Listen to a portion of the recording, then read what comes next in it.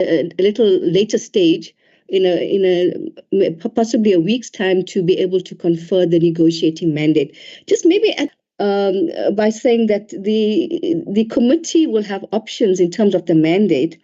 The first one, based on what the public comments indicate, and after I've taken you through the report, is to either to accept the bill without any proposed amendments. But you will see as we go through the comments received that this may not be a feasible option. The other option, or the other mandate that can be taken, is to accept the bill or support the bill subject to amendments. And you will note as we go through the public comments that there were a sizable chunk of proposed amendments. And I'll flag these proposed amendments, as we go along. The other option in terms of mandates is to reject the bill. If the public comments are of such a nature that it won't be feasible to proceed with the current version of the bill, if it's premature in terms of its content based on what we are hearing, an option is to also to confer a mandate rejecting the current form of the bill based on reasons that will be provided. And the other option, which is not a preferable option, is to abstain on voting. Options will be at the discretion of the honourable members. Let me start by, I don't want to keep members, but I have to caution members that there were quite a lot of public comments, very substantial public comments that came in. So I apologize in advance for that, but I will try to touch here and there so that I will not hold members for longer than necessary. I'm going to skip the introduction, honourable members. It just basically explains how the bill came to be before this committee.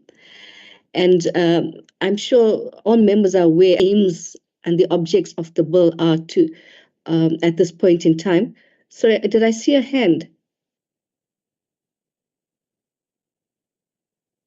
Aspar? Again?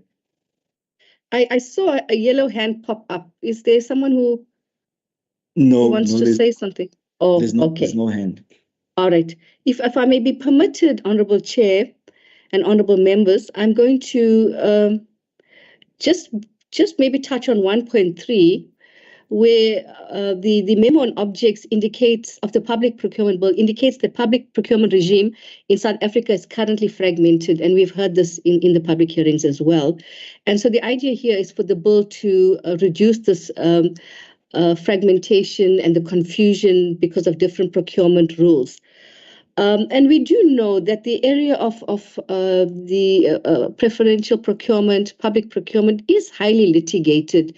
We know that the Constitutional Court struck down the preferential procurement regulations on the basis of constitutional invalidity. So it's that this is a highly contested space, even when it comes to conferring mandates as well. In terms of the briefing on the bill and public hearings, I'm not going to go into that because many members were present at the briefings as well as the public hearings. In terms of the notice of public hearings, it's set out under clause 2.2. I'm not going to go into that, just to say that there was publicizing of the public hearings. In terms of the oral submissions raised at public hearings, I'm sure many members have noted this. I'm just going to touch on these oral submissions. There were concerns about the Public Procurement Office being housed in Treasury, and there were views expressed that the PPO, Public Procurement Office, should be an independent office akin to the AG's office or the Public Protector. And there were also views expressed that the PPO should not just exist at national level, but provision should also be made for PPOs to be established at provincial levels as well. And from what we understand, the provincial treasury offices do exist as it stands, and they are working, but there's no provision now in law for PPOs to be established at provincial level. And then there were also proposals as to the addition of certain definitions, irregular expenditure, irregular procurement, as there are differences. And then there were also concerns about the trumping clause in the bill, which says that this bill will prevail over other legislation. And there was concern as to how does this bill relate in terms of preference or prevailing or trumping when we have the Triple BEE Act as well that makes it prevail over other legislation. So that's also another aspect that members of the public have raised. And then there were also, we'll see that the definition of Black people, it's aligned with the Triple BEE Act. And there was a view to specify Black African people and not the umbrella term, which includes Indian and colored people. So there was also views that that particular section in provincial treasury that will be responsible for the implementation of the bill must be clearly specified in clause 6 of the bill, so that these units can be established in legislation, because you could have the unintended consequence where there could be a misalignment of the functions that are already there. All right. There was also concerns raised about the existing SEM units. They fall under the CFO. So there was also proposals that the procurement function, as anticipated in the bill, should account directly to the accounting officer rather than the CFO. With regard to Chapter 6 of the bill dealing with the procurement tribunal, it was indicated that on the ground currently, we do have, I think it's KZN is the only province that have been handling tribunal matters. So there was concerns raised as to whether the mechanism set out in the bill of having a work practically, and there were concerns about if the procurement of the tribunal was centralized. So there was a to have branches at provincial levels, and this will help to obviate delays. We'll talk a bit more about it because it does come up again in the written comments.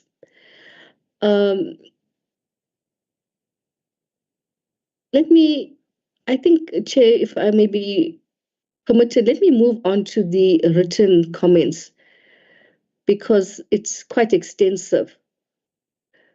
But just to highlight some of the important aspects emanating from the oral comments raised at the hearings were the need for independence of the PPO, the Public Procurement Office, PPOs to be established at provincial levels as well, qualifying the trumping clause in the bill vis-a-vis the trumping clause in the Triple BEE Act, units directly to the accounting officer, the procurement tribunal to have provincial branches to expedite matters, and another issue that came up was the adequate protections for whistleblowers. It was seen as though the bill did not have adequate protections.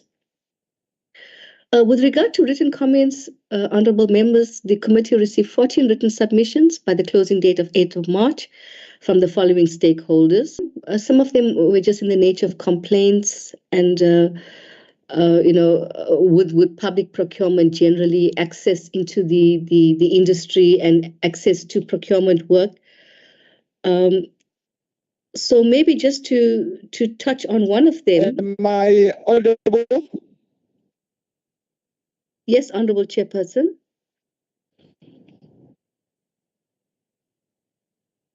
Honourable Chairperson, All right. Can everyone still hear me? Yes. All right. Yes, ma'am. All right. Yeah, Okay. yes, we can hear you. Yes, Ben. Yes. All right. Let me proceed. Sorry, honourable members, I'm just touching here and there because... No, it's okay. I thought maybe I'm in and out because of... No, I can hear you. You can proceed, please. All right, Honourable Chair. I think your reception is a bit poor. I can hear you going in and out. All right. Maybe just to say one of the written comments by... yes, someone... Yes, one of these contractors raised subcontracting challenges that they experience on the ground. And perhaps it's something that should be flagged and taken back to the department to indicate as to how the bill seeks to deal with such practical challenges when it comes to subcontracting. We're all aware that subcontractors sometimes get the short end of the stick. Yes, you can proceed, please. All right. Uh, let me go to the joint submission by Mr. Como and Advocate Shaluba. And they've made very specific comments here, and they've set it out in tabular format. And when, as far as they've put in tables, I've reproduced it because I think it makes it easier for the committee to follow. And what they've suggested is, with regard to the establishment of the Public Procurement Office, they've put it now in writing that a similar office must be established at provincial level. So I think that's an important consideration. And then, because they say they currently are provincial SCM units playing a role of the current, Office of the Chief Procurement Officer at a provincial level. So, it's important to have alignment with what is actually happening on the ground in terms of provincial officers as well. The other comment made was a proposal for a new definition for Black people, and you'll see that it comes up again and again. But they've proposed a definition of a Black person being explicit, to advance Africans in particular. And so they take issue with the be used. All right.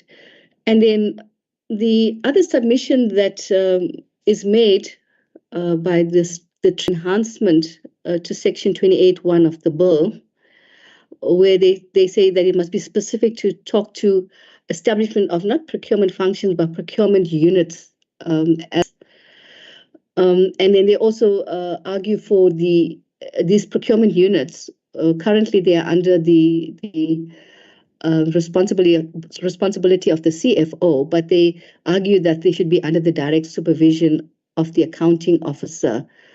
And they say that CFOs are not procurement practitioners by profession, and it will also assist with regard to, professionalizing public procurement.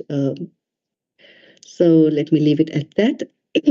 They've also suggested that the Public Procurement Tribunal must be established at provincial level, because they did point out in KZN there is a provincial bid appeal tribunal, and so they can't imagine how a centralized tribunal will handle matters from all through the countries. They talk about approximately 800 procuring institutions.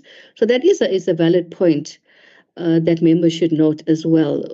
If everything is going to be done by a central procurement tribunal, it might just be a very congested and very busy tribunal, and there could be delays.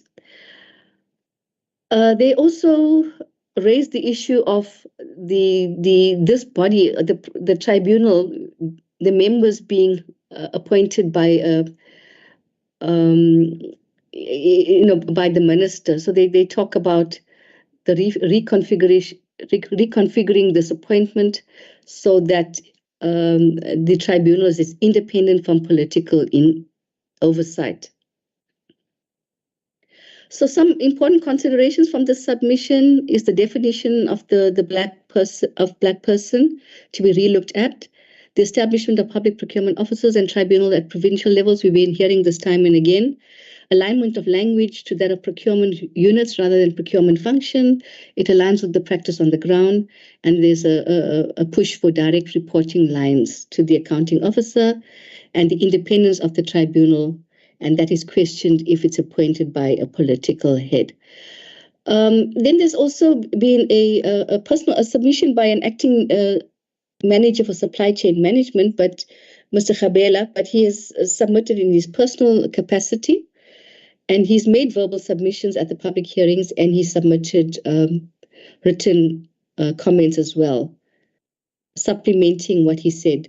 So what he has argued here for is that there's no standardized definition of the term preferential procurement, which leaves it open to different interpretations.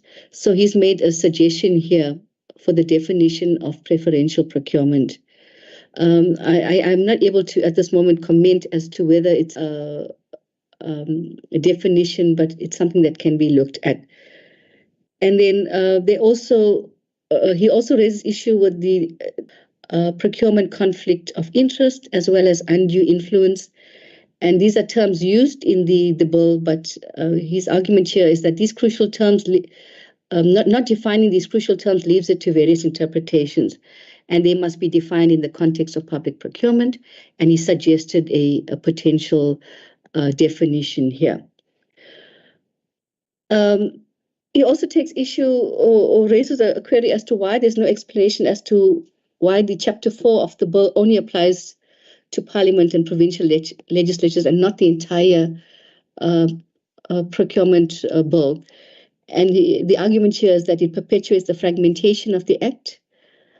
And his proposal here is that the Act must apply to Parliament and provincial legislatures as well, like the PFMA and MFMA will be amended by the Public Procurement Bill. FAMPLA as well can be amended so that this Public Procurement Bill applies to across the board. Then he raised the issue of the BE Act having a trumping clause, and it raises confusion as to which act will be superior. And this is a common comment that we've heard before as well. And then the establishment of the Public Procurement Office within the National Treasury. He's made a proposal that it must be also included within the national. Sorry, let me just say here. Yeah, he's made a suggestion here, not including the same office, the Public Procurement Office that's at national level, not including the same office for provincial treasuries who are closer to organs of state is disastrous. So there's a proposal here for the inclusion within not just national treasury, but also provincial treasury of these PPOs. All right, with regard to subcontracting, the argument made here, or the comment submitted, is that subcontracting is better implemented as a condition of contract and not a condition of tender.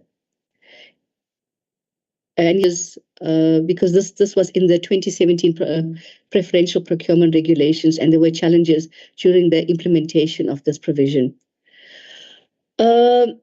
He also makes a comment as to section or clause 28.1 of the bill, where every procuring institution must establish a procurement function.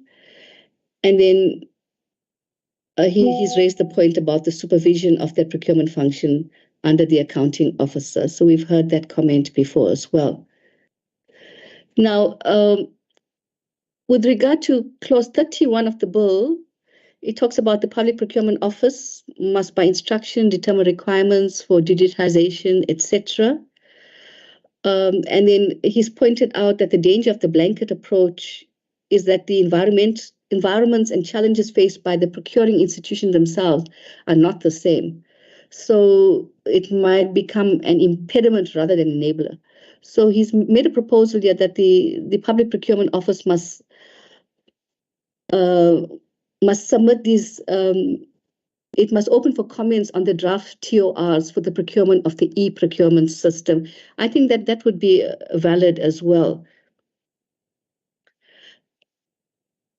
And then he goes on to talk about provincial as well as regional tribunals to be as further into that. There's been, I just want to draw the committee's attention to the submissions by some of the departments in KZN. One of it is ETIA, and they've also made submissions here. And the first one being the definition of Black people. And ETIA's submission here is that the categories listed under Black does not have the same inequality, experience, and transformation. So there's a suggestion here that the use of the economic active population EAP targets will assist in ensuring the mainstreaming of the majority of the economically active population into the main economy. It has also suggested a new section to be inserted under clause 2.2 of the bill on stimulating economic development. And the rationale here is to allow provinces and local municipalities the power to use procurement to stimulate provincial and local economic development within their boundaries. So it's just currently, the Republic. So ETIAS suggested, no, it must be made specific to provinces and municipalities. And the argument here is that it will support advancement of transformation and local economic development. As a provincial and local government have the responsibility of mainstreaming the mass of the marginalized into the mainstream population. And then ETIA also points out that there's a misalignment between the BEE Act with the procurement policy. And this policy must align the two acts so that the transformation agenda can be implemented. Again, ETIA suggests there's a need to ensure alignment to the BEE Act as well as the bill.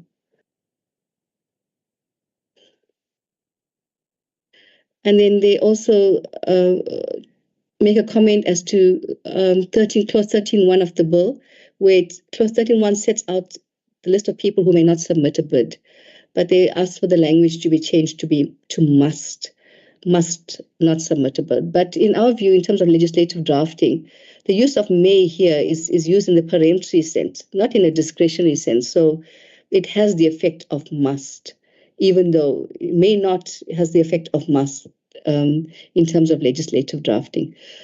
And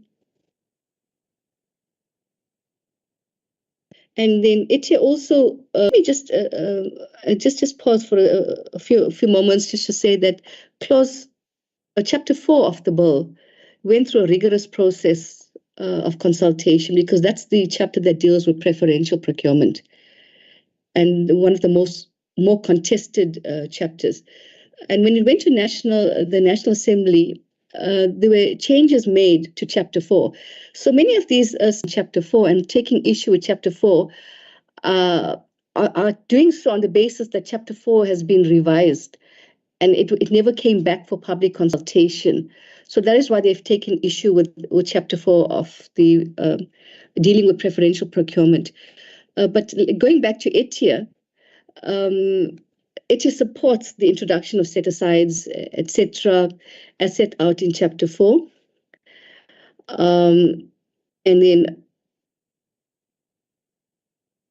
it's quite a long submission, so I'm not going to go into it, but perhaps the members can go through ETIA's submission.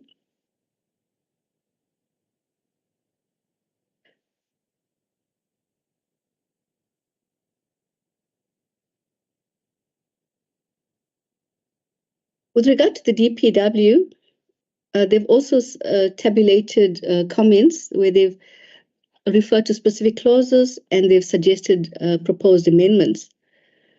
And one of the proposed amendments is in Clause 8.2 of the bill, where it's the self-review provision, where a procuring institution may, if it took a decision based on error of law, error of fact, or fraud, it can self-review and reconsider its own decision. So that provision is there in the bill.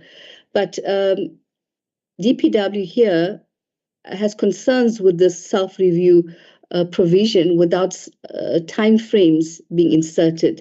And they've made suggestions to amplify Clause 8.2 by putting in a 6 months time limitation, and then it also adds in a chunk here, which is not in the bill itself. So they've amplified the existing. With regard to categories for set aside, DPW has suggested insertion of the following categories, which they, of the view, should be listed in Clause 17.3 of the bill, which is military veterans and persons in categories A to K who are registered on a developmental program of the procuring entities. So there's 2 new proposed inclusions there under categories for set aside. And then with regard to categories for pre-qualification criteria, DPW has also proposed the insertion of those persons in categories who are registered on a developmental program of the procuring industries. And they've provided a rationale or explanation as to why that must be inserted. With regard to categories of subcontracting, they've also proposed the same sort of addition in clause 19.2 of the bill. And then they also raised the issue of establishment of provincial tribunals in all provinces. So the committee is aware now that these are things that are coming out time and again, and it's flagged for an area for proposed amendment.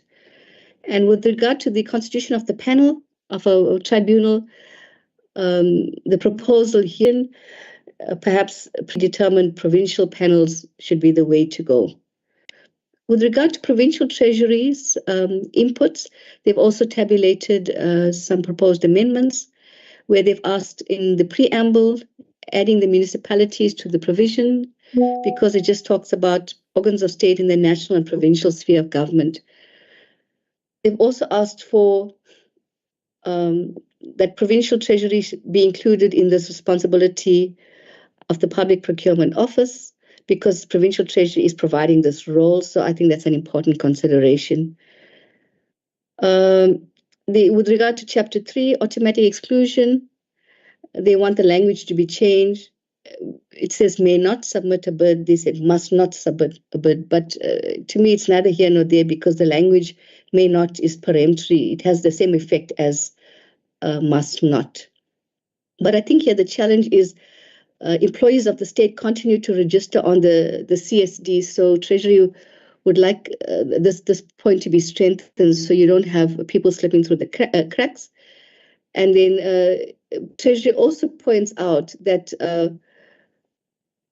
officials from Schedule 2 and 3 institutions must also be excluded from registering on the database created by the Public Procurement Office. Matter of not participating, but also not registering as well. I think that's the gap that Provincial Treasury has identified. Then with regard to the directions inconsistent with Act, if an individual is given a direction by a superior and it's not inconsistent with the Act, it's clause 14.3 of the bill. Treasury is of the view that it needs to be clear as to who in Provincial Treasury will initiate the investigation. And they've raised the question, is it not the function of forensic? And they've made a proposal that perhaps the accounting officer should investigate, and if not resolved within a certain time, then the PPO at provincial level may intervene. But currently, the bill doesn't make provision for a PPO at provincial level. Just between clauses 16 and 17, and they ask for it to include also categories of persons.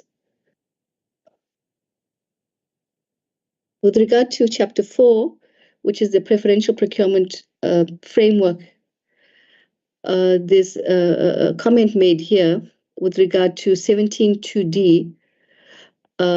It says here that the provision needs to be clarified further, and is a recommendation for more stringent conditions to be applied, and more clarity may need to be provided by the regulations, because the view of Treasury is that if the institutions are given more powers, this may be open to abuse.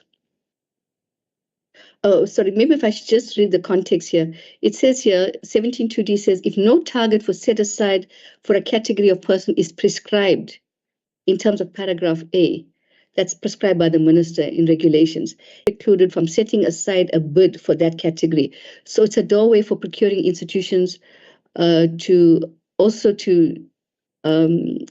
establish their own set-asides for that category. So the Treasury's comment here is that that provision needs to be clarified further, as if the institution is given more powers, this may be open to abuse.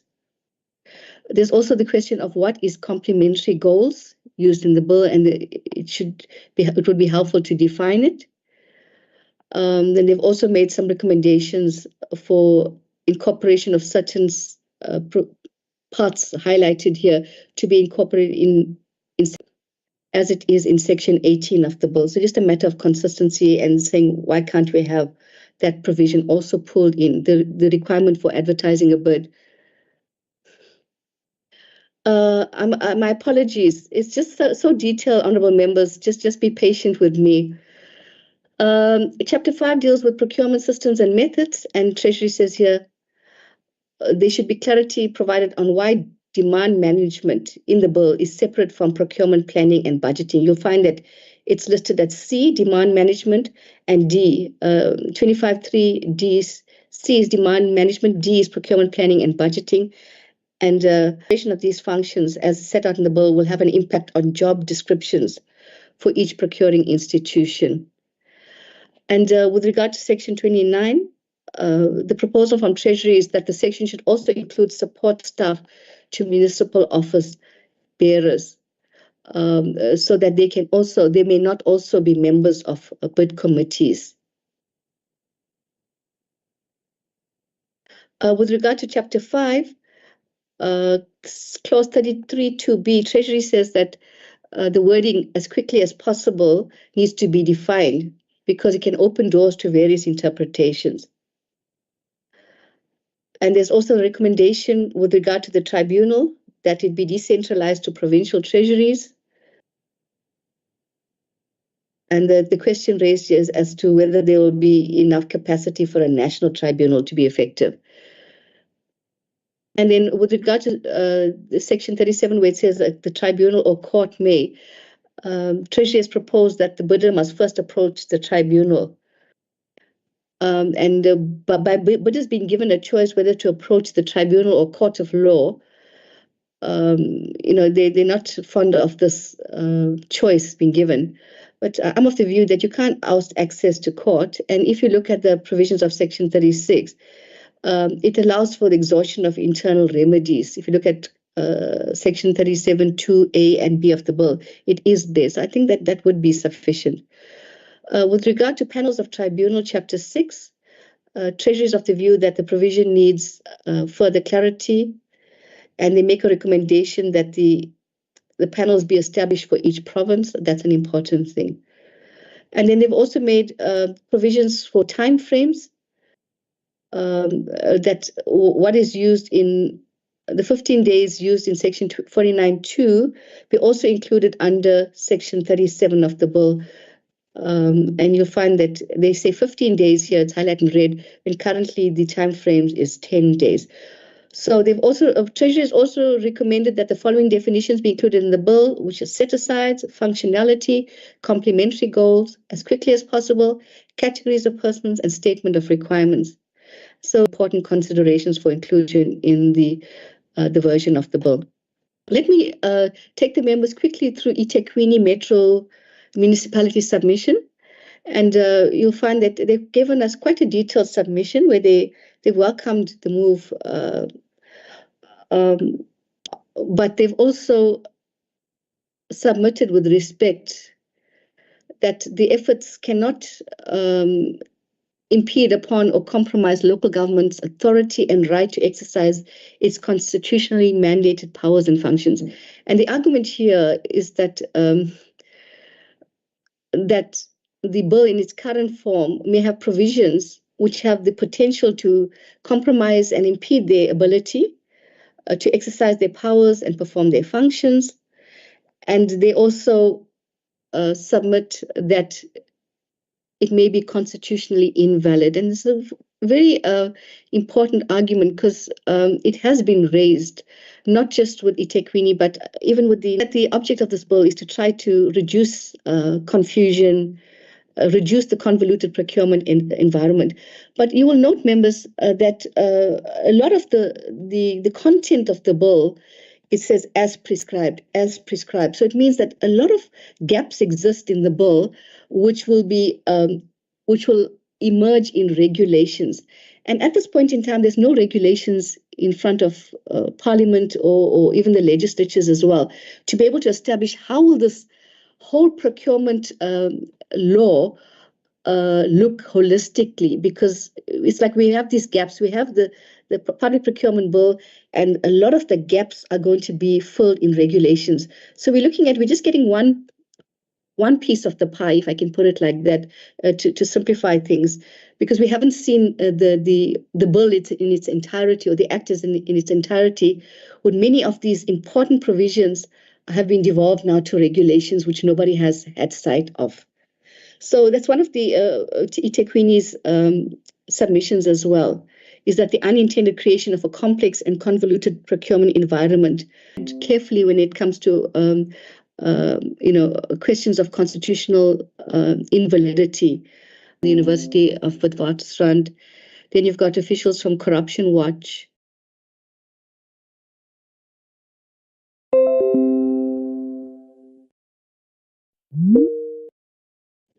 Which was accepted by the National Assembly, raises significant constitutional issues. And they've also proposed that the bill should provide for the independence and effectiveness of public procurement regulatory functions. And it also proposes strengthened anti-corruption enforcement mechanisms, in particular with respect to the concept of debarment that we've seen in the bill, as well as proposals with regard to incentivized whistleblowing. And we'll speak a little further on it as we go on. With regard to the constitutional issues that GSR raise, they submit that the table bill is not clear as to whether it sees procuring institutions, all of the various departments, or the National Treasury as the first mover in setting up public procurement policies for procuring institutions. And what the JSR submit is that it's an important constitutional question, and that this ambiguity as to who is it still persists in the B18B version. And they also submit that there are a number of other constitutional issues, which include the degree of competency of Parliament to legislate in this field in the national and provincial sphere as compared with the local sphere. And then they also talk about a number of rights-based and substantive procedural rationality potential challenges that they foresee with regard to this bill. And they also speak about the necessary class in the provisions, indicating that the policies in Chapter 4 are preference-based in their effect. For example, requiring